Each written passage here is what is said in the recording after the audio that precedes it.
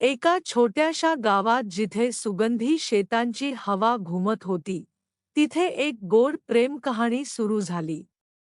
प्रवीण हा एका सामान्य कुटुंबातील मुलगा आपल्या कुटुंबासोबत गावातील हिरव्यागार जागेत राहतो. त्याच्या डोळ्यात एक स्वप्न होते की त्याला आपल्या कलाकृतीचा रंग जगासमोर आणायचा आहे.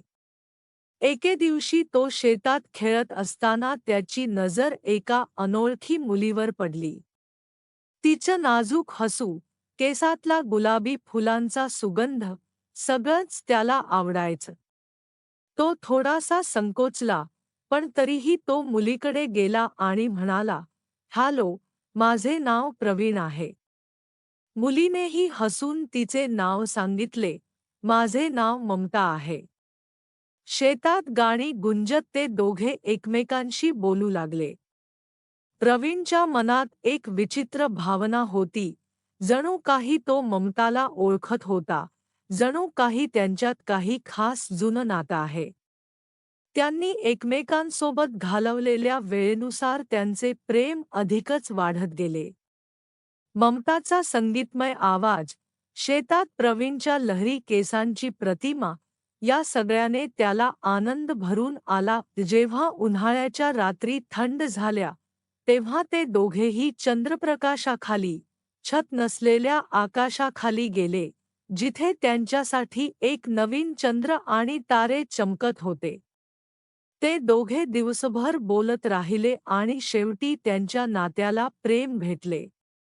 त्यांनी त्यांच्या जीवनातील कथा शेअर केल्या, त्यांची कला एक्सप्लोर केली आणि एकमेकांशी प्रेम शेअर केले. ममताच्या डोळ्यात प्रवीणला त्याच्या आत्म्याची प्रतिमा दिसली आणि प्रवीणच्या हसण्याने ममताचे मन जिंकले. दोघांमधील संभाषण, हसणे आणि काळजी यामुळे त्यांचे नाते अधिक घट्ट झाले. जेव्हा बर्फ पडू लागला तेव्हा त्यांचे प्रेम त्यांच्या नात्याइतकेच गहिरे झाले. एके दिवशी, जेव्हा तो एकमेकांच्या मिठीत लपेटून प्रवीणने आपल्या भावना व्यक्त केल्या, "ममता, तू माझ्यासाठी सर्वस्व आहेस. तुझ्याशिवाय माझे आयुष्य अपूर्ण आहे." त्याने आपले मनोगत व्यक्त केले. ममताने तिचा हात त्याच्या हातात ठेवला आणि म्हणाली, "प्रवीण, तुझे हसणे माझ्या हृदयाचे ठोके आहे. मी सदैव तुझ्याबरोबर आहे, प्रत्येक क्षणी.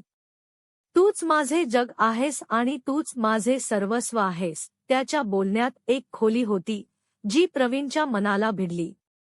दोघांनीही एकमेकांशी असलेले प्रेमाचे बंध दृढ केले आणि प्रत्येक क्षण आनंदाने भरला. वसंत ऋतूचे आगमन होताच प्रवीणने ममताला रोमंटिक आव्हान दिले. त्यांनी गावातील रस्त्यांवर त्यांचे प्रेम दाखवले आणि त्यांच्यातील मौल्यवान क्षण कवितेत टिपले. दोघेही गावाच्या मधोमध उभे राहिल्यावर दोघांच्याही डोळ्यात प्रेमाचे तेज होते.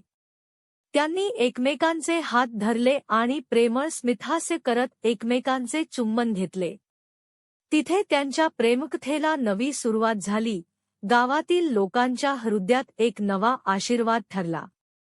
त्यांचे प्रेम एका साहसाने भरले होते जे आकाशाच्या उंचीवर पोहोचले आणि त्यांना एकमेकांसोबत नवीन जीवनात घेऊन गेले.